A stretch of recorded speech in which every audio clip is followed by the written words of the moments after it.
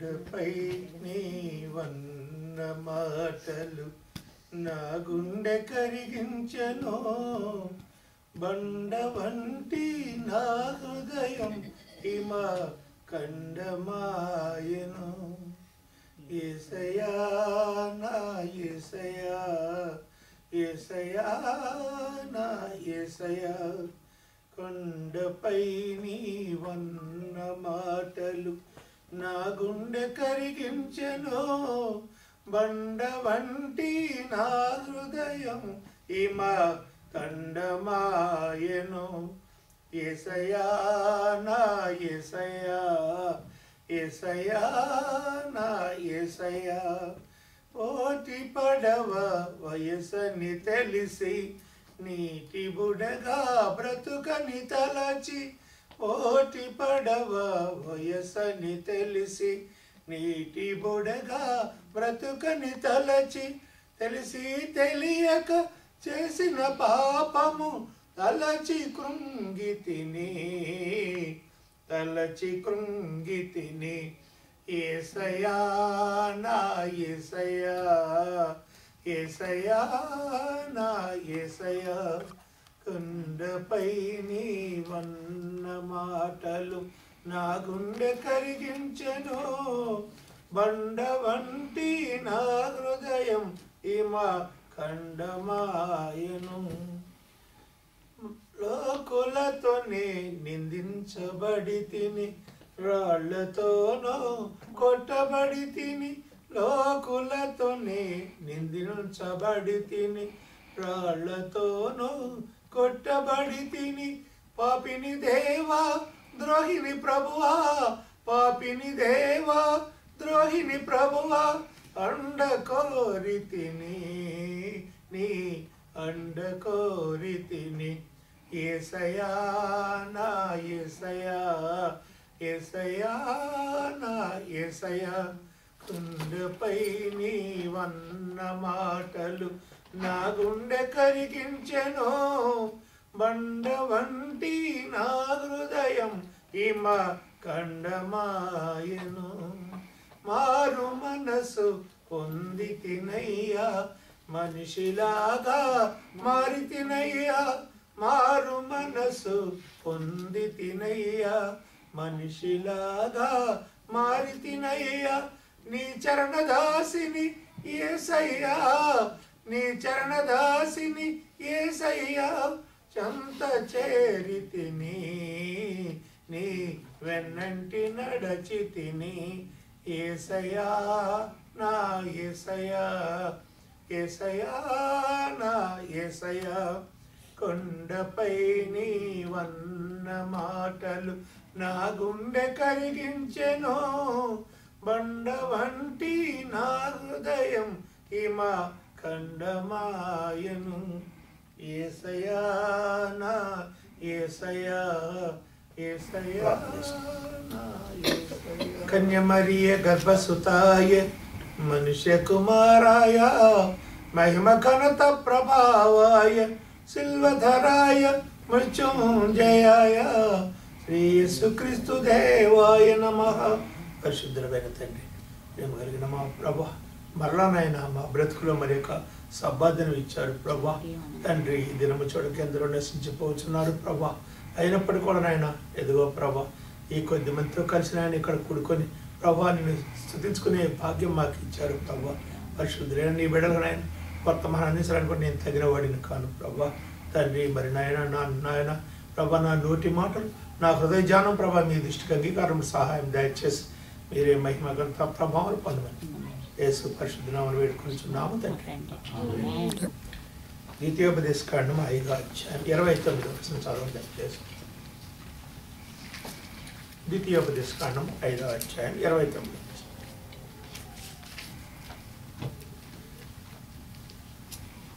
మీరు నాతో మాట్లాడినప్పుడు వారికిని వారి సంతానమునకును నిత్యము క్షేమము కలుగునట్టు వారు నా యందు భయభక్తులు కలిగి నా ఆజ్ఞలన్నింటినీ అనుసరించి నడుచుకున్న మనసు వారికి ఉండిన దేవుడు అడుగుతున్నాడు. వారికి వారి సంతానమునకు నిత్యము క్షేమం కలగాలంటే మనం ఏం చేయాలి ప్రియులారా? మనం ఏమన్నా ఏమి చేయక్కలే దేవునికి ఏంటంటే ప్రియులారా ఏంటంట వారు నా యందు భయభక్తులు కలిగి, ఇందాక మనకు వచ్చిన బైబిల్ క్లాస్లో కూడా ఇచ్చిన వాక్యం అదే, యందు భయభక్తులు కలిగి ఆయన త్రోవలందు నడిచేవాడు ధన్యుడు. మొదటగా ఆయన యందు భయభక్తులు కలిగి ఉండాలి. భయభక్తులు కలిగి ఉంటే చాలామంది ఏంటంటే భక్తి చేస్తారు కానీ భయంతో కూడిన భక్తి చేయరు. ఎందుకంటే మనుషుల్లో దేవుని భయం పోయి, ఎందుకంటే ఒక స్థలానికి వచ్చినప్పుడు ఏమంట అబ్రాహాం చెప్పాడు ఆదికాండం 20:11 ఈ స్థలమందు దేవుని భయము ఎంత మాత్రం కూడా లేదు. మనుషుల్లో భక్తి చేస్తున్నారు, ఏదో చెప్పుకున్నారు కానీ భయం పోయి. ఇలా భయముతో కూడిన భక్తి చేయాలి. దేవుని భయం ఉంటే మనం ఏ తప్పు చేయాలన్నా, ఏం చేయాలన్నా, ఎక్కడ ఏదో మాట్లాడాలన్నా అమ్మో దేవుని భయం మనకుంటే దేవుని బిడ్డలం మనం ఏమని చెప్పి చాలా భయంతో ఉంటాం. కానీ మొదటగా మనం ఏముండాలంట దేవుని యందు భయభక్తులు కలిగి, తర్వాత ఏం చేయాలంట ఆయన ఆజ్ఞను అనుసరించి నడుచుకోవాలి. ఎందుకంటే దేవుడు ఈ మనుషుల్ని సృష్టించాడు, ఈ లోకాన్ని సృష్టించాడు, సమస్తాన్ని సృష్టించాడు. ఆయన కొన్ని ఆజ్ఞలు ఇచ్చాడు. అబ్బాయి ఎదుగో నువ్వు ఈ ఆజ్ఞ ప్రకారం నడువు అన్నాడు. నీవు నడిస్తే నిన్నేం చేస్తాడట? ద్వితీయోపదేశకాండం 28వ అధ్యాయం మాట చదవండి. ద్వితీయోపదేశకాండం 28వ అధ్యాయం 28వ అధ్యాయం. నీవు నీ దేవుడైన యెహోవా మాట శ్రద్ధగా విని నేడు నేను నీకు ఆజ్ఞాపించిన ఆజ్ఞలను అన్నిటినీ నీవు అనుసరించి నడుచుకునేడరా నీ దేవుడైన యెహోవా నిన్ను భూమి మీద సమస్త జనం కంటే నిన్ను హెచ్చిస్తాడు. ఏనంట ఈ దీవెనలన్నీ నీ మీదకి వస్తాయి. భూమి మీద సమస్త జనం కంటే దేవుడు నిన్ను హెచ్చిస్తాడు. ఒకటేంటంటే నీవు చేయవలసిన పని ఏంటంటే దేవుని ఆజ్ఞను అనుసరించి నడుచుకోవాలి. నిర్గమకాండం 26వ ఒక మాట రాయబడింది ఏంటంటే నన్ను ప్రేమించి నా ఆజ్ఞలు కైకొనే వారి విషయంలో నేను 1000 తరముల వరకు, ఒక తరం కాదండి, ఎంతరంట 1000 తరముల వరకు కరుణిస్తున్నాడు. ద్వితీయోపదేశకాండం 28:14 కూడా ఒక మాట రాయబడింది, నీవు నా ఆజ్ఞలు కైకొని అట్లా నిన్ను తలగానే వస్తా కానీ దేవుడు మాత్రం నేనెప్పుడు నిన్ను తగ్గుతున్నాడు. వాస్తవ ఆ విషయం మాత్రం దేవుడు ఏంటంటే మనం ఆయన ప్రకారం నడుచుకోకుండా మనం ఆయన చేయమంటే దేవుడేవి చేయి. మొదటగా నువ్వు నా ఆజ్ఞల ప్రకారం నడుచుకోమన్నాడు. ప్రియులారా, ఎందుకంటే మనలో అందరికీ తెలుసు దేవుడు ఇచ్చిన ఆజ్ఞలు కొన్ని ఇవ్వబడి ఉన్నాయి. నిర్గమకాండం 20వ అధ్యాయం మాట వచ్చిన వాళ్ళు దేవుడు మనకు కొన్ని ఆజ్ఞలు ఇచ్చాడు. ఏ ఆజ్ఞలు ఇచ్చాడు వాటి ప్రకారం మనం ఏ ఆజ్ఞల ప్రకారం మనం నడుచుకోవాలి అంటే ఏంటంట ఏమన్నాడు? నిర్గమకాండం 20వ అధ్యాయం మాట వచ్చిన రాయబడింది.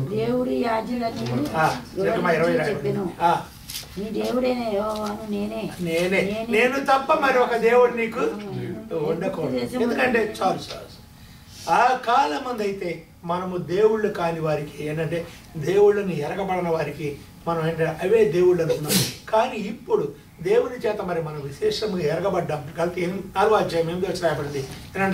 ఏనంట మనం దేవుని చేత విశేషంగా ఎరగబడ్డాం కాబట్టి దేవుడు ఎవరో మనం తెలుసుకోవాలి. ఏనంట దేవుడు ఎవరో తెలుసుకోవాలి. సాధు సుందర్ సింగ్ గారు ఒక రోజున ఆయన సిక్కు మతస్థుడు. ఆయన ఏనంట సిక్కు మతస్థుడు అయినప్పుడు కూడా ఆయనకి దేవుడు ఎవరో తెలుసుకోవాలని ప్రశ్న కలిగి ఆయన ఒక రాత్రి అంట ఆయన గదిలో కూర్చొని దేవుడు ఎవరు, నిజ దేవుడు ఎవరు నాతో మాట్లాడాలి. ఒకవేళ మాట్లాడకపోతే తెల్లవారుజాము 4 గంటలకి లూధియానా ఎక్స్ప్రెస్ ఉంది, పంజాబ్ నుంచి వెళ్తుంది, ఆ ట్రైన్ కింద పడి నేను చనిపోతానని చెప్పి ఆయన పట్టుదలతో భీషించుకుని అల్లనే కూర్చున్నారట. అప్పుడు 4 గంటల సమయంలో ఇక లేదాం సమయంలో ప్రభు వెలుగు లోపలికి వచ్చిందంట. సుందర్ సింగ్ నేనే యేసు అన్నట్టు. ప్రభు అన్న అప్పుడు Sundar Singh life follow Jesus no turning back అన్నాడు. కాబట్టి ద్వారా దేవుడు ఏంటంట నేను తప్ప, ఎందుకంటే ఐగుప్తులో నుంచి మనల్ని ఏంటంట పాపంలో నుంచి ఏంటంట మనల్ని ఏంటంట దేవుడు మనల్ని విడిపించాడు. కాబట్టి నేను తప్ప నువ్వు దేవుడిని ఎక్కడ పడితే అక్కడికి వెళ్ళి నువ్వు ఎవరు పడితే వాడిని దేవుడు అని చెప్పి దేవుడు అన్నాడు. యెషయా 40:44 నీవు ఇతనితో ఎవరివైనా సమానం చేస్తావు, దేవుడితోటి మనం ఎవరితో సమానం చేస్తాము, దేవుడిని ఎవరికి మనం సమానం చేస్తాం. కాబట్టి ఆయనే సృష్టికర్త, కాబట్టి ఆయనే నిజమైన దేవుడు. కాబట్టి నేను తప్ప నీకు మరొక దేవుడు అంటూ ఉండకూడదని చెప్పాడు. తర్వాత 2వ వచనం అన్నాడు ఏమన్నా అంటే భూమి మీద కానీ భూమి కింద కానీ నీళ్ళ లోపల కానీ నీళ్ళ కింద కానీ ఎక్కడైనా సరే నువ్వు ఏ రూపమును చేసుకొనకూడదు, దానికి సాగిలపడి నమస్కరించకూడదు, పూజించకూడదు. ఎందుకంటే అది ఒక ఏంటంట విగ్రహం. ఏంటంట విగ్రహం. కాబట్టి మనం విగ్రహాన్ని చేసుకొని మనం ఎక్కడ, ఎందుకంటే చాలామంది ఖండించారు. దయానంద సరస్వతి కూడా సారి సమాజ స్థాపకుడు కూడా విగ్రహాన్ని ఖండించాడు. విగ్రహారాధన పాపం అన్నాడు. ఎందుకంటే విగ్రహారాధన పాపం. కాబట్టి విగ్రహాలకి పూజ చేయడం అనేది పాపం. అందుకని ఇర్మియా గ్రంథం 10వ అధ్యాయం 8వ అధ్యాయం మాట ఏంటంటే, నా జనులు పశుప్రాయులు అవివేకులు. ఏంటంట బొమ్మల పూజల వల్ల వచ్చు కలుగు జ్ఞానము ఏంటంట వ్యర్థము. ఏంటంట బొమ్మల పూజల వల్ల వచ్చు జ్ఞానము వ్యర్థము. వీళ్ళరా మరి ఏం చేయాలి మనం అంటే, అది ఎందు వాక్యములను 1వ అధ్యాయం వ్యవహార సువార్త రాయబడింది, వాక్యము దేవుని ఎదురును, వాక్యమే దేవుడు అయ్యడు. కాబట్టి మనం వాక్యాన్ని చూసుకోవాల్సింది కానీ విగ్రహ రూపంలో చేయకూడదు. అంతేకాదు అపోస్తలుల కార్యము 17వ అధ్యాయం 29వ వచ్చిన మాట చదవండి. అపోస్తలుల కార్యము 17వ అధ్యాయం 29వ వచ్చిన ఒక మాట రాయబడింది. ఏంటంట మనుష్యుల చమత్కార కల్పనల చేత కల్పించబడిన, ఏంటంట మనుష్యుల చమత్కార కల్పనలో కల్పించబడిన ఏంటంట బంగారం వెండినైనను వాటికి దైవత్వం అన్నదని ఆపాదించారా. ఏంటంట మనుషుడు బంగారంతో వెండితోటి చేసిన ఏంటంటే ఏ దేవుడు అండి? బంగార దేవుడు, వెండి దేవుడు, మట్టి దేవుడు, దేవుడమ్మ దేవుడు, మాయదారి దేవుడు అని కూడా. ఎందుకంటే పిల్లరా ఏంటంట దేవుడు అంట మట్టి దేవుడు, బంగారు దేవుడు, మనుషుల చమత్కార కల్పనను కల్పించబడిన విగ్రహములకు దైవత్వం ఆపాదించరాదు. రేపు 2వ రాకడలో దేవుని రాకడ ఏంటంటే న్యాయంగా అయితే డిసెంబర్ 21, 2012 మయన్మార్ క్యాలెండర్ ప్రకారం ఏంటంటే యుగాంతం వస్తుందని చెప్తున్నారు. కానీ ఏంటంటే ఏమన్నా రేపు 2వ రాకడలో ప్రభా యుగాంత సమయంలో చూడండి ఏమంటే యెషయా 2:19 రాయబడింది. ఏంటంటే యెహోవా భూమిని గజగజ చదవండి, యెహోవా భూమిని గజగజ వణికించ లేచినప్పుడు చదవండి 2:19 యెహోవా భూమిని గజగజ వణికించ లేచినప్పుడు ఆయన భీకర సన్నిధి నుండి, ఆయన ప్రభావం నుండి కొండగోరలోను బండబీటలను దూరుదు గజ వణికించి లేచినప్పుడు మహత్యము నుండి దూరవలన ఆశతో నరులు తాము పూజించుటకై చేయించుకున్న వెండి విగ్రహములను, సువర్ణ విగ్రహములను ఎలికలకు గబ్బిలములకు ఎక్కడ పారేస్తారనండి? ఎలికలకు గబ్బిలాలు పారేస్తారంట. కాబట్టి విగ్రహము అంటే ఏదైనా మనము ఏంటంట ఏది మన మనసులో ఎక్కువగా స్టాండర్డ్గా నిలుపుకున్నా కూడా అది విగ్రహం. ఏది మన విగ్రహాన్ని అన్నిటికంటే ఎక్కువగా ఏది ప్రశ్నించుకుంటామో అది విగ్రహమే రాయబడింది. కొలసీ రాసిన పత్రిక 3వ అధ్యాయం 5వ వచనం రాయబడింది. కొలసీ 3వ అధ్యాయం 5వ వచనం ఏంటంటే, కావున మీరు భూమి మీద ఏమంటారంట విగ్రహారాధన ధనాపేక్షను చంపివేయి. కొంతమందికి ధనము కూడా ఒక విగ్రహమే. కాబట్టి విగ్రహ ధనాపేక్షను చంపివేయడం రాయబడింది. ఒక అతను దివిసీమలో ఉప్పెన వస్తుంది. వాడు ఏం చేశాడంటే ఆ డబ్బు ఇనపెట్టిన డబ్బు ఉంది. వాడు ఒరే ఉప్పెన వచ్చి కొట్టబెట్టినారంటే అమ్మో నేను మాత్రం నా ఇనపెట్ట వదిలిపెట్టి రానని చెప్పి ఏం చేశాడంట గట్టిగా రాన ఆ ఇనపెట్టిని కౌలించుకున్నట్టు పోయారు. వాడు ఎంతమంది రమ్మన్నా కూడా రాలేదు, వీళ్ళు వెళ్ళిపోయారు. ఆ ఉప్పెన వచ్చింది. ఈసారి ఉప్పెనలో కొట్టి ఆ ఇనపెట్టిన అలా కావులించుకున్నట్టు చచ్చిపోయాడంట. చచ్చిపోయిన తర్వాత ఆ ఇల్లు కూడా తుఫాన్లో కూలిపోయింది. వీళ్ళు ఏం చేశారంటే వాడిని తీయ కూడా తీయలేదంట. ఆ ఇంటికి అలాంటి పెట్టేసి మొత్తం కాలిపెట్టి. ఎందుకంటే వాడి డబ్బు విగ్రహారాధన ధనాపేక్ష కూడా మనలో ఒక విగ్రహమే. కాబట్టి విగ్రహ ధనాపేక్షను చంపివేయండి. వీళ్ళరా విగ్రహారాధన పాపము. కాబట్టి విగ్రహములను ఆరాధించరాదు. అందుకని కొన్ని రాసిన పత్రిక 10వ అధ్యాయం 14 వచ్చి రాయబడింది ఏంటంటే, మా ప్రియులారా విగ్రహాలను మీరు దూరముగా పారిపోండి. విగ్రహాలను మీరు దూరముగా పారిపోండి. మరి విగ్రహాలు వద్దు, పెట్టకూడదు. ఈనాడు క్రైస్తవులు అనబడే వాళ్ళు కూడా ఏంటంటే విగ్రహాలు పెట్టి మరి అమ్మ తల్లిని యేసు ప్రభు ఇదని పెట్టి పిల్లలారా చూసేవాళ్ళు కూడా అనిపిస్తుంటే, మా పిల్లలు నన్ను అడిగారు ఏమన్నా అంటే ఆయన దేవుడు కాదు కానీ ఈ విగ్రహం దేవుడు అన్నారు. కాదు పిల్లలారా ఏంటంట బొమ్మల పూజలు వచ్చు జ్ఞానము వ్యర్థం అని రాయబడింది. బొమ్మ మనుషుడు చేసిన బొమ్మను దాని విగ్రహంగా మనం ఆపాదించరాదు. కాబట్టి ఏం చేయాలంట? ఏం చేయాలి? ద్వితీయోపదేశకాండము 6వ అధ్యాయం 6వ వచనం దయచేసి ద్వితీయోపదేశకాండము 6వ అధ్యాయం 6వ వచనం చదవండి. నేను నీకు ఆజ్ఞాపించిన మాటలు నీ హృదయంలో ఉండవలను, నీ వాటిని కుమారుడికి అభ్యసించ. ఏంటంటే వాక్యములు, దేవుని వాక్యములు నీ కుమారుడికి అభ్యసింపజేయి. తర్వాత వాటిని నీ ఇంట కూర్చుండినప్పుడు, నీ త్రోవ నడిచినప్పుడు, నీవు పండుకున్నప్పుడు మాట్లాడు, నీ పిల్లలతో మాట్లాడు. తర్వాత నీ కన్నుల నడుమ భాషకములను కట్టుకొని వచ్చును, నీ ద్వారబంధముల మీద, గౌనుల మీద, గోడల మీద, నీ ద్వారబంధముల మీద వాక్యాలు రాసుకోవచ్చు. అదేందో వాక్యం అన్న వాక్యాలు మాత్రం నువ్వు పెట్టుకోవచ్చు. కానీ విగ్రహారూపం ఏదైనా సరే చాలామంది ఇంకేముందండి క్రాస్ వేసుకుంటారు మెడలో. ఏంటంటే క్రాస్ క్రీస్తు ఏంటంటే శిలువను భరించడానికి ఏంటంటే యేసుప్రభు అక్కడ అర్హుడు, కానీ మనం ఎవరు క్రాస్ ధరించడానికి వరకు క్రాస్ శిలువ శ్రమల గుర్తు. కాబట్టి ఏంటంటే ఆయనే సిలువ వేశారు. తర్వాత పేతురు కూడా అన్నాడు, నన్ను సిలువేయమంటే వద్దండి, నేను తగిన వాడిని కాదు, నన్ను తలకిందులు సిలువేయమన్నాడు పేతురు, మామూలు సిలువేయమన్నాడు. కాబట్టి ఏంటంటే కాబట్టి మనం ఏం చేయాలంట, విగ్రహారాధనని మొట్టమొదటిగా తీసివేసుకోవాలి. మన జీవితంలో దేన్ని మనం విగ్రహం నెలకొల్పుకుంటున్నామో, నీవు ఎక్కువగా ఎవరిని ప్రేమించినా సరే దేవుని కంటే అది నీకు విగ్రహమే.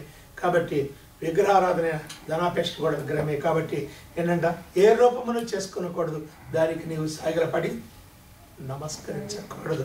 తర్వాత మూడవ దేవుడు ఇచ్చాడు ఏమనంటే, నీవు నా నామమును వ్యర్థముగా ఉచ్చరింపకూడదు.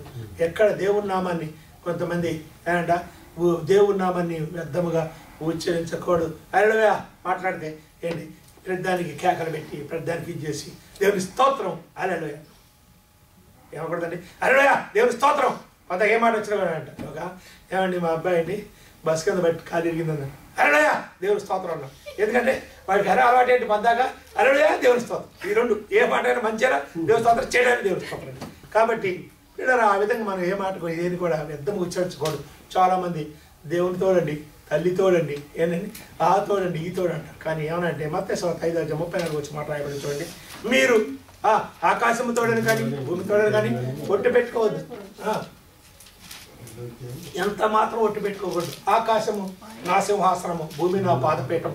ఏంటంటే తర్వాత నీ తలతోటి ఒట్టు పెట్టుకోకూడదు. అంటే తల వెంట్రుకను కూడా నలుపు కానీ తెలుపు కానీ నువ్వు చేయలేవు, నీ వల్ల కాదు. కాబట్టి నీవు ఏ తోడని దేవుని నామాన్ని నీవు ప్రమాణం చేయవు, ఏ నామాన్ని కూడా నీవు ఒట్టు పెట్టుకోకూడదు. దేవుని నామం వ్యర్థముగా నీవు ఉచ్చరింపకూడదు. తర్వాత దేవుడు 4వ ఇచ్చాడు అని అంటే, నా విశ్రాంతి దినమును నీవు ఘనముగా ఆచరించాలి. ఏమన్నాడు, నా విశ్రాంతి దినమున 7 దినాలు నీకు ఇచ్చాడు, 6 దినాలు పని చేసుకో. ఏంటంటే అదే ఇంకో రోజు పెట్టండి. ఇప్పుడు అమెరికాలో కూడా వీకెండ్ 5 రోజులు పెట్టాడు, ఇండియాలో 6 రోజులు పెట్టండి. అమ్మ 6 రోజులు బట్టి ఎంత కష్టం అనుకుంటారు ఏంటి, 2 రోజులు వచ్చింది సెలవు బాగా అనుకుంటారు. కానీ అదే విశ్రాంతి దినం, మరి ఈ విశ్రాంతి దినం అనుకోండి, ఆదివారం విశ్రాంతి దినం అంటే ఎంత కష్టం 5 మంది అంటే ఆ రోజే మనం అన్ని పనులు పెట్టుకుంటాం, ఆ రోజే మనకి ఇంకా పనులు ఎక్కువ వస్తాయి. నా విశ్రాంతి దినం నీవు ఘనముగా ఆచరించాలి. చూడండి బైబిల్లో కూడా అప్పుడు మోషే కాలమందు కూడా ఒకడు ఏం చేశాడంటే, విశ్రాంతి దినం సంఖ్యాకాండం 10:32 రాయబడింది.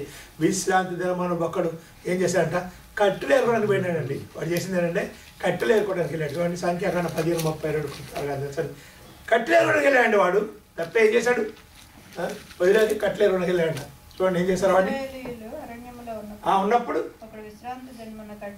కట్టెలు ఏరుకోవడానికి చదవమ్మా చూసినప్పుడు తీసుకొచ్చారు.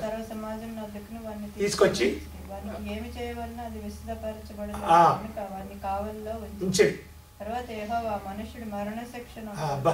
ఏనండి రాళ్ళు పెట్టి కొట్టి చంపారండి. ఏంటంటే వాడు చేసిన తప్పేనండి, విశ్రాంతి దినమున కట్టెలు ఏరుకుంటున్నాడు. మనలో చాలా మంది ఎంతో విశ్రాంతి దినాన్ని పోగొట్టుకుంటున్నారు. నిజంగా నాకు ఒకసారి చూసినప్పుడు చాలా బాధ అనిపిస్తున్నారా, ఎందుకంటే వీళ్ళకి ఆ విలువ తెలియక, ఆ విశ్రాంతిని విలువ తెలియక పోగొట్టుకుంటున్నారు. ప్రభా నేను అమెరికా వచ్చినప్పుడు కానీ అమెరికా వెళ్ళేటప్పుడు కానీ ప్రభా ఎక్కడైనా నేను ఆదివారం రోజున టికెట్ బుక్ చేసుకుని మా అబ్బాయి చెప్పాను, ఒరే నువ్వు ఆదివారం వచ్చినట్టు కానీ ఆదివారం వెళ్ళేటట్టు పెట్టాకరా అని చెప్తే అన్నాడు, నువ్వు అంతా రూల్స్ పెట్టుకొని కూర్చుంటే ఎట్లయితే పనులు అన్నాడు. సరే కానీ ప్రభా నువ్వే ఉన్నావు అని చెప్పాను కూడా ఇప్పుడు అయినప్పటికీ కూడా వచ్చేటప్పుడు అయితే ఆదివారం రాలేదు, కానీ వెళ్ళేటప్పుడు మాత్రం రేపు ఆదివారం అయింది. అయినా సరే ఎందుకంటే రాత్రి 8 గంటలకి ఆదివారం నేను మందిరానికి వస్తాను. కాబట్టి ఎందుకంటే దేవుడు ఆ విధంగా మనకి వేర్ తెరిచే మనసుంటే మనకి మార్గం ఉంటుంది. నేను ఫస్ట్ సారి వచ్చినప్పుడు కూడా నేను ఆదివారం కాదు గురువారం ఇక్కడికి వచ్చాను. శుక్రవారం నాడు నేను ప్రార్థన చేశాను, ప్రభు ఆదివారం వస్తుంది నీకు తెలుసాయా విశ్రాంతిలో నేను ఎలా వెళ్ళాలి ఎక్కడికి వెళ్ళాలంటే, దేవుడు శుక్రవారం నాడే మా సిస్టర్ని రోజీగా ఇంటి దగ్గర ఉంచాడు. ఎందుకంటే మళ్ళీ ఆ రోజు ఆమె కలవకపోతే ఎలా ఉండేది, కానీ మేము వెళ్ళేసరికి కరెక్ట్గా ఆమెను ఆ రోజు ఇంటి దగ్గరే ఉంచాడు. దేవుడు అది మార్గం తెలిసి ఆదివారం నాడు ఆటోమేటిక్గా వెళ్ళి తీసుకొచ్చి నన్ను చర్చి తీసుకొచ్చాడు. కాబట్టి ఎందుకంటే విశ్రాంతి దినమున ఘనముగా నీవు ఆచరించితే దేవుడిని ఎలా ఉంచారు. చూడండి యెషయా గ్రంథం 58:13 వచ్చి చదవండి. యెషయా 58:13 మాట.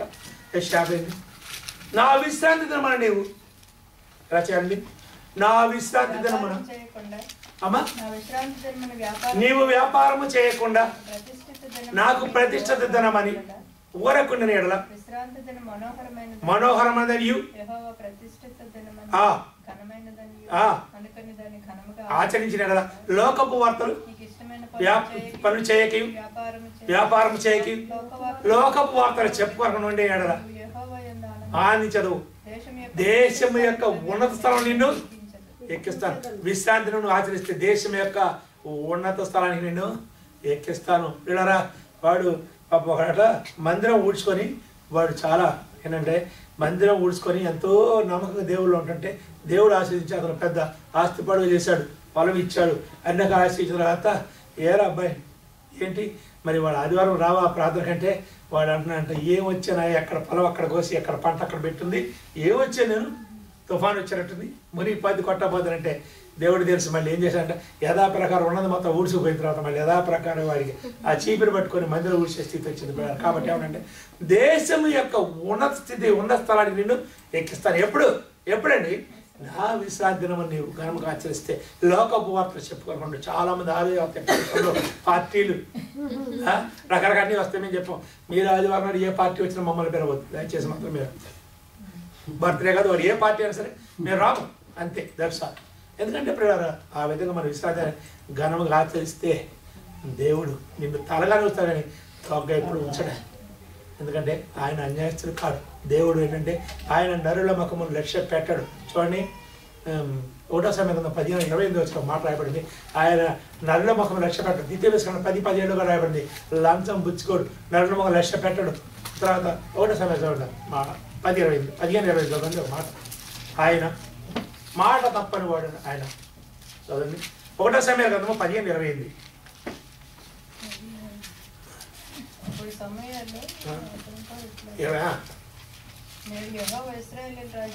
ఇరవై 28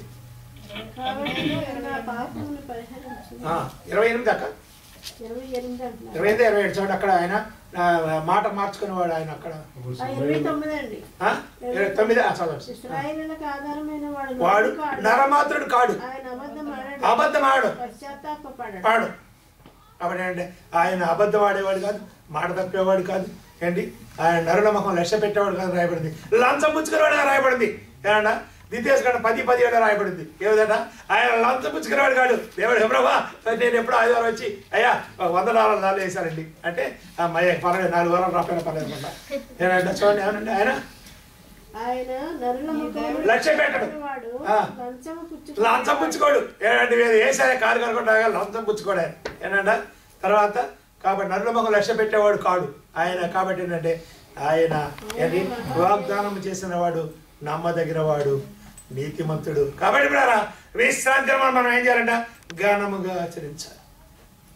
తర్వాత ఇంకో అధ్యాయం రాయబడింది 5 ఏముందంట నీవు దీర్ఘాయుష్మన్నట్లుగా నేను నీకు ఇచ్చిన దేశములో నీవు దీర్ఘాయుష్మన్నట్లు నీ తల్లి నీ తండ్రిని సన్మానించు.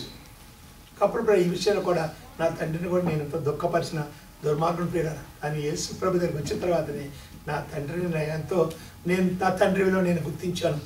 10 రాయబడింది ఏంటంటే తల్లిదండ్రుల మీద ధైర్యాన్ని పుత్రుడు పుట్టనేమి వాడు గిట్టనేమి పుట్టలోని చదువుల పుట్టవా. కాబట్టి ఎందుకంటే తల్లిదండ్రుల మీద నేను ఈనాడు పేపర్లు దానిలో నెట్లో చూశాను. కన్నబిడ్డలే కాలనాగులు అయితే అని ఆయనంటే అనేక మంది బిడ్డలు తల్లిదండ్రులు ఎల్లగొట్టి ఆ ఆశ్రయం దగ్గర పోలీస్ స్టేషన్కి వచ్చిన తర్వాత వాళ్ళందరూ కూర్చొని ఉన్నారు. ఎంత దుఃఖం అనిపిస్తుంటే పిల్లరా.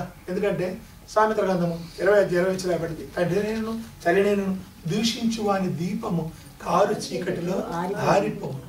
సామెతలు 30:17 రాయబడింది తండ్రిని ఆపాసించి తల్లి మాట వినని వాని కన్ను లోయ కాకులు పీకును పచ్చిరాజు పిల్లలు వాటి గుడ్డని వేరు. చాలా మంది తల్లిదండ్రులు బతుకున్నప్పుడైతే కష్టపెడతారు, కానీ చచ్చిపోయిన తర్వాత ఏం చేస్తారంట ఆడంబరం కోసం ఏం చేస్తారండి అనేక చూడటం కోసం అవ్వో వీడి తండ్రికి ఎలా చేశాడారా ఏం చేస్తారంట అబ్బా తండ్రి చచ్చిపోయిన తర్వాత ఏంటి జ్ఞాపకార్థం పెట్టినారా ఎంతమంది పోయినాడు పెట్టినారా అనుకుంటారు. బ్రతికినప్పుడు ఏడిపిస్తావు, చచ్చినప్పుడు ఏడుస్తావు. కన్న తల్లి కళ్ళు తెరిచేనా, కన్న తండ్రి కదలి వచ్చేనా. కళ్ళు తెరుచుకో కళ్ళెదుటున్నప్పుడే కన్నవారిని చేర్చుకో, కన్న రుణమును తీర్చుకో. యేసుక్రీస్తు స్వరము వినిపించుకో. బతికినప్పుడు ఏడిపిస్తావు, చచ్చినప్పుడు ఏడుస్తావు. బతికినప్పుడు ఆకలంటే పట్టెడన్నం పెట్టలేదు కదా, చచ్చినప్పుడు పిండా కూడెందుకు, జ్ఞాపకార్థ కూటములు ఇంకెందుకు. చచ్చినప్పుడు పిండా కూడెందుకు, జ్ఞాపకార్థ కూటములు ఇంకెందుకు. బ్రతికినప్పుడు ఏడిపిస్తావు, చచ్చినప్పుడు ఏడుస్తావు. బ్రతికినప్పుడు వర్షం అంటే నిలువ నీడను ఇయ్యలేదు కదా, బ్రతికినప్పుడు వర్షం అంటే నిలువ నీడను ఇయ్యలేదు కదా. చచ్చినప్పుడు పూలదండలు ఎందుకు, చలువరాతి సమాధులు ఇంకెందుకు. చచ్చినప్పుడు పూలదండలు ఎందుకు, చలువరాతి సమాధులు ఇంకెందుకు. కళ్ళు తెరుచుకో, కళ్ళెదుటున్నప్పుడే కన్నవారిని చేర్చుకో, కన్న రుణమును తీర్చుకో. యేసుక్రీస్తు స్వరము వినిపించుకో. బ్రతికినప్పుడు ఏడిపిస్తావు, చచ్చినప్పుడు ఏడుస్తావు. తండ్రి కొడుకుని కష్టపడి కష్టం చేసి కష్టం చేసి కాషాయ రంగు టవల్ కట్టి తుండేసుకొని తర్వాత మరి మామూలు పంచా కట్టుకొని ఆ విధంగా కష్టపడి తండ్రి కొడుకుని కలెక్టర్ చదివించాడు. ఇప్పుడు కలెక్టర్ అయ్యాడు కొడుకు. అయితే ఒకసారి తన కొడుకుని కలెక్టర్ హోదాలో చూసుకోవాలని ఆ తండ్రి కలెక్టర్ ఆఫీస్కి వెళ్ళాడు. వెళ్ళి అప్పుడు ఏమండి కలెక్టర్ గారు ఉండా, కలెక్టర్ గారు ఉండా అంటే ఏంటి అని చెప్పాలనుకున్నారంట. ఏమయ్యా కలెక్టర్ గారు ఎందుకంటే ఈ కలెక్టర్ గారితో పని ఏంటి, లేదో బెచ్చగాడు అడుక్కున్నాడు, ఎందుకు కలెక్టర్ గారితో పని ఏంటంటే, అయ్యా ఆ కలెక్టర్ నా కొడుకాయా అని అంట.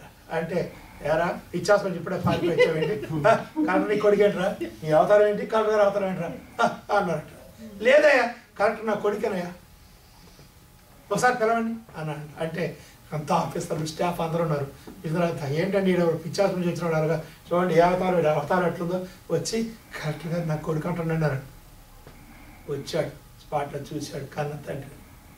అక్కడ అందరి ముందు తండ్రి అని చెప్పుకుంటే అతను పరువు పోతుందని చెప్పి, ఓ ఇతను మా పాలేరండి, నేను చిన్నప్పటి నుంచి నన్ను పెంచాడు కాబట్టి కొడుకులా చూసుకున్నా అని చెప్పి మాట వాడాడు. ఎప్పుడైతే తండ్రి ఆ మాట విన్నాడు, నేను తిరిగి వచ్చాడు, తండ్రి ఆత్మ తీసుకొచ్చాడు. కాబట్టి అంట తండ్రి నుంచి కొడుకు నుంచి కొరలేనంట బిడ్డలను పెంచి పెద్దవారిగా చేసింది విషయాలన్నమాట. వారు నా మీద తిరుగుబాటు చేసి ఉన్నారు కాబట్టి తిరుగుబాటు చేయట సోద చెప్పడం సమానత రాయబడింది. కాబట్టి నీవు దీర్ఘాయుష్మతులు నీ తండ్రిని తల్లిని నీవు సన్మానించమని బైబిల్ వాక్యం. తర్వాత ఇంకో వాక్యం ఏంటంటే నరహత్య చేయవద్దు. దేవుడి ఇచ్చిన ఆజ్ఞ. చాలామంది ఈ దినాల్లో కూడా హత్యలు ఎక్కువైపోయింది. నిన్న మనం చూస్తున్నాము ఆ కనెక్టికట్ స్కూల్లో వెళ్ళారా హత్య ఎంత దారుణం అంటే, వాడు తల్లిని చంపేశాడు, తర్వాత మొత్తం 27 మంది చంపేశాడు.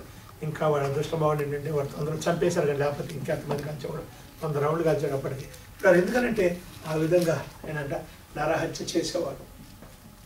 నరహత్య చేయకాలి. నరహత్య గురించి బైబిల్ ఒక మాట చెప్పారు. ప్రభు ఏమన్నారంటే అసలు నరహత్య చేయటం కాదు. చూడండి ఏమన్నారంటే సహోదరుని, యోహాను పత్రిక 3వ అధ్యాయం 15వ మాట ప్రభు అన్నారంటే సహోదరుని ద్వేషించువాడే నరహంతకుడు. అసలు నీకు ఎవరు లేదన్నా. చూడండి 1 యోహాను 3:15 రాయబడింది, తన సహోదరుని ద్వేషించువాడు నరహంతకుడు. ఏ నరహంతకుడు ఎందు నిత్య జీవము ఉండదు. ఏమన్నదండి, తన సహోదరుని ద్వేషించువాడు నరహంతకుడు. 3:15 నరహంతకుడు. ఏ నరహంతకుడు ఎందు నిత్య జీవం ఉండదు. కాబట్టి వేరే అక్కర్లేదు, నువ్వు మనసులో ఎవరి మీద ద్వేషం ఉన్నా నువ్వు నరహంతకుడివే. మొత్తం 5:21 కూడా ప్రభు మాట చెప్పారు, నేను మీతో నరహత్య చేయవద్దని చెప్పండి మాట మీరు విన్నారు కదా. నేను మీతో చెప్పనది ఏమనగా తన సహోదరుని చూసి ద్రోహి అని చెప్పువాడు నరకానికి వెళ్తాడు, వ్యర్థం అని చెప్పువాడు మహాసభకి వెళ్తాడు. కాబట్టి ఎవరైనా చూసి నువ్వు ద్రోహి అన్నా కూడా నువ్వు నరకానికే పోతావు కాబట్టి జాగ్రత్త గుర్తుపెట్టుకోవాలి. మనం ఏమనాలి, ద్రోహి అనకూడదు, వ్యర్థాన్ని కూడా అనకూడదు. కాబట్టి ప్రారా ఆ విధంగా అయితే కొంతమంది ఏం చేస్తారంటే ప్రారా నరహత్య చేయరు. కానీ 12వ అధ్యాయం 18 రాయబడింది, సామెతల 12:10 ఒక మాట రాయబడింది ఏంటంట, కత్తిపోటు వంటి మాటల పలుకువారు. కొంతమంది భర్తలు కూడా భార్యలు అలానే మాట్లాడతారు, కత్తిపోటు లాంటి మాటలు మాట్లాడతారంట. అబ్బా ఏంటంట ఒక కావడంట, చి వీటి సత్యన పేడపోతున్నారు అంటే దైవజనుడు వచ్చాడు, దేవుడి సేవకుడు వచ్చాడు సమయానికి. పోయిన తర్వాత అమ్మా ఏం మాట్లాడుతున్నావు, భర్తలు మాట్లాడుతున్నావు అంటే లేదు కదా మీకు తెలియదు, మీరు సస్తి నాకు పేడబోతుంది అంటే దైవజనుడు అంట, అమ్మా జాగ్రత్త గలతి 6:7 రాయబడింది, ఏమి ఎత్తుకుంటావో అదే కోసుకుంటావమ్మా అన్నా అని వెళ్ళిపోయాడు. సారా ఒక తెల్లవారుజామున ఇతనికి హార్ట్ అటాక్ వచ్చిందంట. అయ్యగారండి మా ఆయనకి హార్ట్ అటాక్ వచ్చింది, ప్రార్థన చేయండి. ఈ అయ్యగారిని ప్రార్థన చేసిన కదా అయ్యగారు వెళ్ళిపోయారు పైకి. కాబట్టి ఎందుకంటే ఎంత మనుషుడా ఏమి ఎత్తుకున్నావు అదే కోసుకున్నావు, నువ్వు ఏం మాట్లాడుతున్నావో నీకు అదే జరిగింది. కాబట్టి కత్తి పోటు వంటి మాటలు ఎవరన్నా పలికి బాధ పెట్టేవాడు నువ్వు ఉన్నావేమో. కాబట్టి ఇప్పుడు పిల్లరా అలాంటి నరహత్య చేయవద్దని చెప్పండి మాట మీరున్నారు. దేవుడు నరహత్య చేయవద్దన. తర్వాత ఇంకోటి ఏంటంటే వ్యభిచరింపకూడదు. వేరే గవర్నమెంట్ కూడా వ్యభిచారం చేసే వాళ్ళకి లైసెన్స్ ఇచ్చిందండి కొంత చోట్ల. ఏంటంటే వ్యభిచారాన్ని కూడా చట్టబద్ధం చేసి ఏమంటుందంటే వ్యభిచారం మానుకోమని చెప్పదు, కానీ కండోములు వాడమని చెప్పొద్దు పిల్లరా. ఎందుకంటే ఈ వ్యభిచారం వల్ల మహాభయంకరమైన డిసీజ్ ఏమవుతుందండి ఇప్పుడు ఎయిడ్స్. ఎంతమంది మీకు ఇక్కడ లేరేమో కానీ మాలో అక్కడ మాకైతే కనీసం 10 మంది 20 మందిలో ఒకటి ఉంటున్నారు ఎయిడ్స్ వాళ్ళు. పిల్లరా ఈ ఎయిడ్స్ వ్యాధికి మహాభయంకరంగా చనిపోతున్నారు.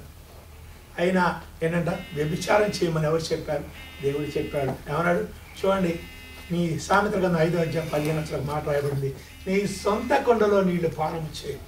ఏమని రాయబడిందండి, నీ సొంత కొండలో నీళ్లు పానము చేయము, నీ సొంత బావిలో ఉపచారము నీవు త్రాగుము, నవి నీటి ఓటలు బయట చదిరిపోదగున నీ యవ్వన కాలం భార్యను నీవు సుఖించమని చెప్తున్నాడు. కాబట్టి పరస్త్రీ ఎందుకు నీవు కావలించుకుంటావు ఆ స్త్రీని వెళ్ళి. కాబట్టి ఎందుకంటే ఒకడు సామెతలు 6:20 కూడా రాయబడింది, ఒకడు అగ్నిని ఒళ్ళో ఉంచుకుంటే వాని వస్త్రములు కాలకుండా నిప్పుల మీద నడిచిన వాని పాదములు కమలకుండా తన పరుగు వాని భార్యను ముట్టవాడు కూడా ఆ ప్రకారమే నాశనమవును. ఈ వ్యభిచారం అనేది ఆ పొరుగు వారి భార్యను సరకాల అనేక మందిలో కూడా ఆ విధమైన కోరిక. రాజుగారు ఉన్నాడు, ఆయన దగ్గర ఒక మంత్రి గారు ఉన్నాడు. ఆయన ఆ మంత్రి గారు కొత్తగా పెళ్లి చేసుకున్నాడు. ఆ మంత్రి గారి భార్య చాలా అందంగా చూశాడు రాజుగారు. ఈ మంత్రి గారి భార్యను కన్నేసుకున్నాడు. ఈమెను ఎలా అయినా సరే పొందాలి అనుకున్నాడు. ఏమంటే మంత్రి గారు మీరు పలానా ఆ గ్రామం వెళ్ళి ఒక 2 రోజులు అక్కడ ఉండి ఆ పనులన్నీ వసూలు చేస్తామని చెప్పి మంత్రి గారిని పంపించాడు. రాజుగారు కబురు చేశాడు మంత్రి గారి భార్యకి, ఈ రాత్రి నీ దగ్గరికి వస్తానని చెప్పి. పాపం మంత్రి గారి భార్య రాజుగారు వస్తున్నాడు, ఏం చేస్తాను ఏం చేయాలి సరే అన్నది. అప్పుడు సరే రానివ్వండి అన్నది. అన్న తర్వాత ప్రిడారా ఆమె రాజుగారు వచ్చారు.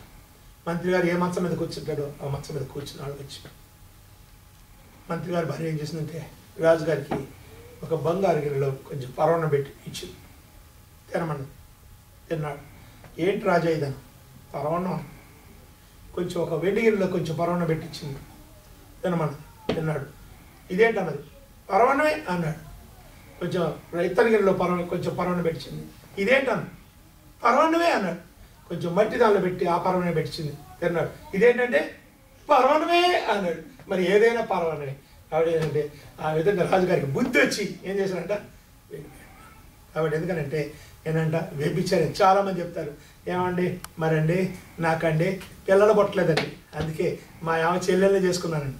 ఏంటంట పిల్లలు పుట్టకపోతే ఏం చేసుకుంటే వాళ్ళ ఆమె చెల్లెలు పెళ్లి చేసుకున్నాంట. అది బైబిల్ అది కూడా వ్యభిచారం అని చెప్తుంది. మార్క్స్ వార్త 10వ అధ్యాయం 11 వచ్చింది చూడండి. మార్క్స్ వార్త 10వ అధ్యాయము 11 వచ్చింది చూడండి. తన భార్యను విడనాడి వేరొకతను పెళ్లి చేసుకున్న వాడు ఎవరంట, వాడు ఎవరండి వ్యభిచారి.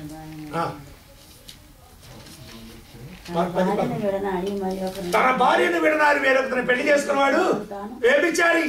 భార్య బ్రతికుండగా భర్త బ్రతికుండగా మళ్ళీ ఆ స్త్రీకి కానీ ఆ పురుషుడికి కానీ పెళ్లి చేసుకునే హక్కు లేదండి. పిల్లలేరని లేకపోతే ఇంకో పెళ్లి చేసుకున్న వాడు కూడా వ్యభిచారి. ఎక్కడికి వెళ్తారండి ఈ వ్యభిచారులు? ఎక్కడికి వెళ్తారంట? కొరింథీ రాసిన పత్రిక 6వ అధ్యాయం 9వ వచనం రాయబడింది. ఎవరంట మోసపోకండి దేవుడు అన్యాయస్తులు కాదు. ఎక్కడ రాయబడిందండి? జారులైనా విగ్రహాధికులైనా, అడంగితలైనా, పురుషైనా, వ్యభిచారులైనా, దొంగలైనా, రాగుబోతులైనా, దోషకులైనా దేవుని రాజ్యమునకు వారసులు కాదు. కాబట్టి వ్యభిచారందరూ, పిరికివారు, అవిశ్వాసులు, అవిధేయులు, వ్యభిచారందరూ మండుచున్న అగ్నిగుండంలో పాల్పంచుకుంటారని రాయబడింది. కాబట్టి వ్యభిచారం అనేది మహాభయంకరమైన నేరం. అంతేకాదు ఇంకో ప్రభు మాట అన్నారు వ్యభిచారణ గురించి. మత్తయి 5:28 మాట అన్నాడు అంటే వ్యభిచరింపవద్దని చెప్పబడిన మాట మీరు విన్నారు కదా. ఏనంట వ్యభిచరింపవద్దని చూడండి, వ్యభిచరించవద్దని చెప్పబడిన మాట మీరు విన్నారు కదా. 5:28 మత్తయి 5:28 నేను మీతో చెప్పినది ఏమనగా ఒక స్త్రీని మోహపు చూపుతో చూచు ప్రతివాడును అప్పుడే ఆమె యందు వ్యభిచరించిన వాడు. ఏనంట ఒక స్త్రీని మోహపు చూపుతో చూచు ప్రతివాడు కూడా. పరాయి స్త్రీ ఉందంటే ఏనంట ఆమెని మోహపు చూపుతో చూచు ప్రతివాడు కూడా. మా కళ్ళు ఏంటంటే కళ్ళు ఇదండి. ఎందుకంటే కళ్ళు అది పాపిష్టి కొన్ని ఏంటంటే అందుకని దేహంలోకి దీపం కన్ను, నీ కన్ను చెడిపోతే మొత్తం 6:20 రాబడింది. కన్ను చెడిపోతే ఏం చేయాలంట, దేహం అంతా చెడిపోద్దంట. అందుకన్నాడు సామెతల గ్రంథం 4:25 వచ్చినాడు నీ కన్నులు ఏం చేయాలంట. సామెత 4 అయితే ఏం చూసుకోమన్నాడు, కన్నులు 4:25 సామెత రాయబడింది. నీ కన్నులు అటు ఇటు తిరిగి చూడకుండా ఏనంట 4:20 సామెత చదవండి. 4:25 సామెత నీ కన్నులు అటు ఇటు చూడకుండా సూటిగా చూసుకో. ముందర అటు ఇటు చూస్తే ఏమో కనపడుతుంట, అటు ఇటు చూస్తే ఏమైందండి కనపడుతుంట. అందుకే గుర్రాలు కట్ట ఏనాడ ఆ గుర్రములు ఎలా ఉంటాయంటే అవి బాగా పొగరతో మదంతో ఉంటాయి. కాబట్టి వాటి దారి కనపడాలని చెప్పి గుర్రాడి కంటే కళ్ళకి ఈ కడతాయి అన్నమాట, గంతలు కడతాయి. ఎందుకంటే వాటికి ఆ దారే కనపడుతుంది, అటు కనపడదు ఇటు కనపడదు. ఆ కళ్ళకి గంతలు కడతారు వాడికి. అట్లే ఆ దారి వరకే కనపడుతుంది, మిగతా అదేది కనపడదు. ఎందుకంటే దాని స్వభావం మంచిది కాదు. అలానే ఏంటంటే నీ కళ్ళు అటు ఇటు చూడకుండా. భార్య భర్త అంట బస్సు ప్రయాణం చేసుకుంటూ బస్సు ప్రయాణం కోసం బస్ దగ్గరికి వెళ్తున్నారు. నడిచి వెళ్తుంటే భార్య ఇటు తిరిగి చూసినట్ట. ఒక ఎవరొస్తున్నా కన్ను కొట్టాడు. కన్ను కొడితే భర్త అంటుంది భర్త, ఏమండి వాడు చూసారా నాకెళ్ళి ఎలా కన్ను కొడుతున్నాడో అన్నాడు. అంటే వాడు చూశాడు. భార్య చూసిన ఎప్పుడు చూసినా వాడు కన్ను కొడితే వాడు అన్నాడు. అప్పుడు భార్య చెమ్మ ప్యాట్ కొట్టాడు. ఎందుకంటే నువ్వెందుకు చూసా అంటే నువ్వు చూడకపోతే కొట్టరు కదా కన్ను, నీ కళ్ళ తెలుస్తుంది. నీ కళ్ళు ఎటు చూడకూడదంట, అటు ఇటు చూడకూడదు. కాబట్టి మోహపు చూపు చూడవచ్చు అని అంటే a thing of beauty is a joy for ఎవరైనా. మనం చూడవచ్చు దాన్ని, ఒక అందాన్ని ఎవరైనా చూసినా కూడా ఒక్కసారి చూస్తే ఏంటంటే అది తప్పు లేదు. కానీ రెండోసారి కూడా చూసామనుకో అది నీకు ఆ మీద ఏమందంట మనసు వచ్చినట్టే. కాబట్టి గుర్తుపెట్టుకో ఏంటంటే కళ్ళుతో ఎవరు చూడకుండా ఏది చేయకుండా మన ఈ లోకంలో ఉండలేము. కాబట్టి ఏంటంటే ఒక స్త్రీని మోహపు చూపుతో చూసి ప్రతివాడు కూడా అప్పుడే ఆమె యందు వ్యభిచరించిన వాడు. కాబట్టి ఎక్కడ వ్యభిచారం అనేది ఉత్తగానే ఏదో క్రియలు చేయక్కర్లేదు, తలంపులు ఆలోచన. కొంతమంది చూసుకుంటారు అబ్బో సినిమా యాక్టర్ చిరంజీవి లాగుంటే బాగుంది మా ఆయన ఏంటి ఆ చిరంజీవి ఊహించుకుంటారు కొంతమంది. లేకపోతే ఏంటంటే కొంతమంది పడతారు మా ఈ సినిమా ఇంకో యాక్టర్ లాగా ఉంటే బాగుండు. ఏంటంటే దేవుడు నీకు ఇచ్చిన భార్య. కాబట్టి ప్రారా ఏంటంట కాబట్టి ఒక స్త్రీని అలాంటి మోహపు చూపుతో నువ్వు ఎప్పుడు చూసినా అది వ్యభిచార కింద వస్తాయి. వ్యభిచరింపకూడదు, తర్వాత దొంగిలకూడదు. ఇంకోటి ఏంటంటే దేవుడు ఇచ్చిన ఆజ్ఞ దొంగిలించకూడదు. దొంగ అంటే ఎవరంటే దొరికితే దొంగ, లేకపోతే అదో దొరలే. ఏంటంటే అందరు దొరలేరండి, దొరికినప్పుడే కానీ దొంగ. అందుకే ఇంకోటి రాయబడింది బైబిల్ సామెత 9:17 ఒక మాట రాయబడింది, దొంగిలించిన నీళ్లు తీగి. ఏంటంటే దొంగతనం వచ్చి చాలా తీగుంటాయి, బాగుంటాయి. కానీ 6:37 రాయబడింది సామెత 6:37 ఏంటంటే దొంగ దొరికితే ఏనంత చేయాలని 7 అంతలు చెల్లించాలి రాయబడింది. ఏంటంటే వాడు దొరికిన సామెత 6 ఏంటి దాన్ని దొరికితే 7 అంతలు చెల్లించాలి దాని బదులు.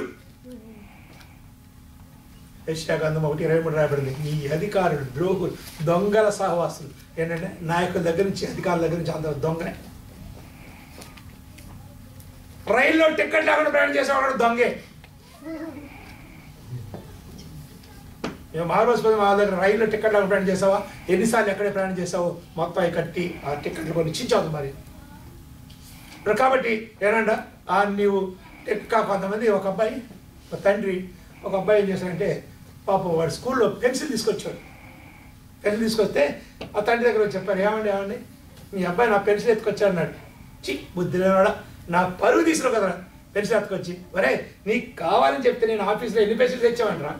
ఏంటంట ఇది పెద్ద దొంగ, ఎందుకంటే ఆఫీసులో పెన్సిల్ విడియా కాదు, ఎందుకంటే ఇది కనపడం దొంగ కొంతమంది క్రీడారు. కాబట్టి ఏనాడా కాబట్టి దొంగిలింపకూడదు. తర్వాత నీ పొరుగు వారి మీద నీవు అబద్ధ సాక్ష్యం పలకకూడదు. చూడండి 8:9 వచ్చిన రాయబడింది. నాకు సమయం అయిపోవచ్చు 2 నిమిషాలు. 8:9 ప్రతివాడును పొరుగువారిని నమ్మకండి, ఎందుకంటే జాగ్రత్తగా ఉండండి. ఎందుకంటే నమ్మొద్దు. తంత్రగొట్టాయి కొంప ముంచును. కొండములు చెప్పుకో. వాడి అవసరం అయితే వీడి మీద వాడి మీద చెప్పడానికి, నీ మీద తప్పుడు సాక్ష్యాలు చెప్పడం, తప్పుడు మాట చెప్పడానికి నువ్వు కొంచెం బాగున్నావు అనుకో, వాడు కొంచెం బాగాలేదనుకో. మా అమ్మాయి చెప్పుద్ది మా కోళ్ళు ఎప్పుడంతేనండి. కొంతమంది మాకు ఉద్యోగం వచ్చిందంటే ఏంటో మీ అందరికి ఉద్యోగం వచ్చింది, నాకు ఉద్యోగం రాదని చెప్పి డైరెక్ట్గా తిట్టిద్దారు. ఆ విధంగా ఏంటంటే కొంతమంది మరి ఉద్యోగం రాదు, మేమేం చేస్తాం, మాకు ఉద్యోగం రాదని ఏంటంటే ఈ విధంగా కొండాలు చెప్పడానికి వాడు ఆ విధంగా ఏం చేస్తారు, కొండాలు చెప్తారు. అంతేకాకుండా అసలు లేని వార్త అంటూ నిర్గమాకాండ 23 మాట రాబడింది, లేని వార్తను పుట్టించకూడదు. అది పుడితే అనేక కాపురాలు, అనేక మంది జీవితాలు నాశనమైపోతాయి. కాబట్టి ఆ అబద్ధ సాక్ష్యం పలకూడదు. ఏంటంటే దేవుడి అబద్ధ సాక్ష్యం కూడా పలకూడదు. అబద్ధ సాక్ష్యం వల్ల బైబిల్లో మనం చూడబడి ఉన్నాం. ఎవరంటే అహబని రాజు దగ్గర వాడు నాబోతు అనేవాడు ఆ దాస్తాట ఇవ్వకపోతే 2 మనుషులు పెట్టి అబద్ధ సాక్ష్యం చెప్పించి నాబోతు రాళ్లతో కొట్టి చంపించాడు అహబు. కాబట్టి పిల్లరా యెజబెల్ స్త్రీ చంపించింది. కాబట్టి అబద్ధ సాక్ష్యం చెప్పారనకూడదు. ఆ పొరుగువారి మీద ఎక్కడ నువ్వు అబద్ధ సాక్ష్యం చెప్పేవాడిగా ఉండకూడదు. తర్వాత ఆఖరిగా ఒక మాట రాయబడింది ఏంటంటే నీ పొరుగు వారి ఇల్లు ఆశింపకూడదు. వాని ఎద్దునైనా, వాని గాడిదైనా, వాని భార్యనైనా. పొరుగువారి భార్య అంటే చాలా మంది అంట ఇవన్నీ ఎలా ఎగబడతారంటే 5:8 రాయబడింది. పొరుగువారి భార్య కోసం ఎలా ఎగబడతారు అటువంటి 5:8 రాయబడింది. బాగుగా బలిసిన గుర్రముల వరే ఎలాంట ప్రతివాడును అటు ఇటు తిరుగుతూ తన పొరుగువారి భార్య వెంబడి సకిలించి ఇట్టి కార్యం చేసిన నేను దండించుకుంటున్నాను అనుకున్నావా? పొరుగువారి భార్య చెప్తే నీకు అంత ఇదా? ఈకిరెత్తాడు సకిలిస్తారంట. కాబట్టి ఏంటంటే బాగుగా బలిసిన గుర్రాల వాళ్ళే పొరుగువారి భార్య వెంబడి ఎంతమంది ఉన్నారు. కాబట్టి వాని ఎదురైనా, వాని గాడిదైనా, వాని భార్యనైనా దేనిని ఆశించుకుంటారు. వాడు ఏది పొరుగువారు ఆశించకూడదు మనం. కాబట్టి ఆ ఆజ్ఞను దేవుడు ఇచ్చిన ఆజ్ఞలో మనం గైకొట్టే దేవుడు ఏమంటే 1:3 రాయబడి చూడండి. ఏం రాయబడిందంటే 1:22 చదవండి దయచేసి. 1:3 చదవండి. మనం ఏదడినా కూడా దేవుడు మనం ఆలకిస్తాం రాయబడింది. 1:3 మనం ఆయన ఆజ్ఞను గైకొలుచు ఆయన దృష్టికి ఇష్టమైనవి చేయించిన ఎట్లా మనం ఏమి అడిగినాను అది ఆయన వలన మనకు దొరుకుతుంది. కాబట్టి మనం ఏదైనా కూడా ప్రియులారా యెహోవాయందు భయభక్తులుగా ఉండాలి. భక్తిహీనుడు సామెతలుగా యెషయాగ్రంథం 57:20 రాయబడింది. భక్తిహీనుడు కదులుచున్న సముద్రం వంటి వారు, సముద్రము నెమ్మలింపనేరదు. అది ఏంటంటే సముద్రం చూడండి మనం అనుకుంటాం భక్తిని జీవితం ఎలా ఉంటుందంటే సముద్రం ఏంటంటే సముద్రం ఎలా ఉంటుందండి? సముద్రం ప్రశాంతంగా ఉంటుందా? ఉండదు. ఏంటంటే అది ఆలోచించినప్పుడు అమ్మాయి అయిపోయింది అనుకోండి మళ్ళీ ఇంకో కలిసికొట్టింది లోపల కింద నుంచి బురద కూడా పైదంట. బురదను పైకి తేలిస్తే సముద్రం రాయబడింది. కదులుతున్న దుష్టులకు నెమ్మది ఉండదని యెహోవా సెలవిస్తున్నాడు. కాబట్టి నీ జీవితంలో నువ్వు భక్తిహీనుడుగా ఉంటే ఏంటి ఆజ్ఞ లేకపోతే నువ్వు కదులుతో సముద్రంలాగా ఉంటావు. అదే కాకుండా లాస్ట్ అయితే మనం ముగించుకుందాం. యెషయా 48:18 ముగించుకుందామండి.